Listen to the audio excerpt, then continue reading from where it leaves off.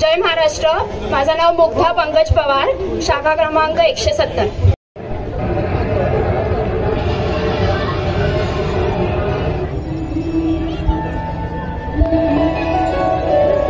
जय देवी मंगला गौरी, जय देवी मंगला गौरी।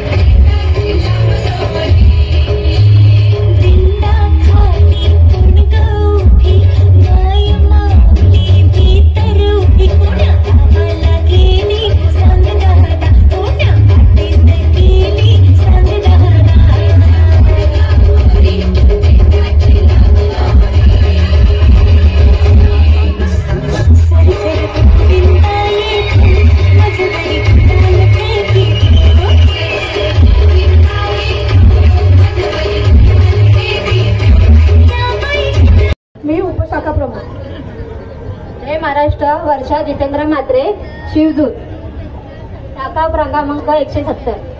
जय महाराष्ट्र। कुमारी चैताली रामदास माडिक, युवती शाखा अधिकारी।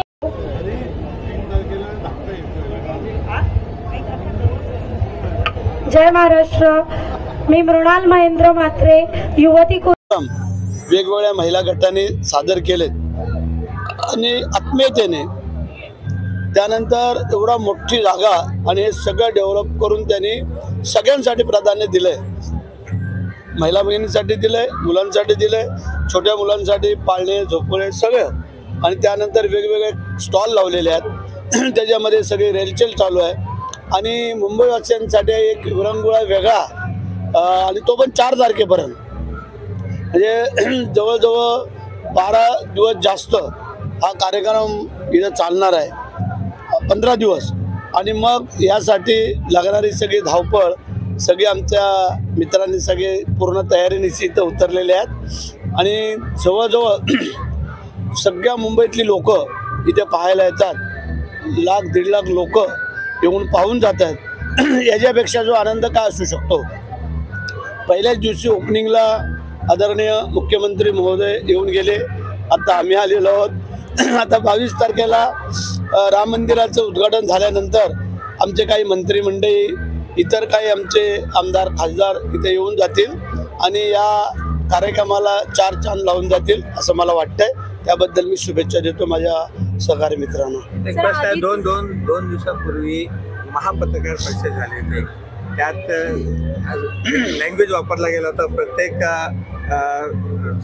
सर्वोच्च न्यायालय म्हणा, इलेक्शन कमिशनवर त्यांच्याबद्दल एक शब्द वापरला गेला होता, त्यावर काय प्रतिक्रिया? अशा प्रकारचे शब्द वापरणे,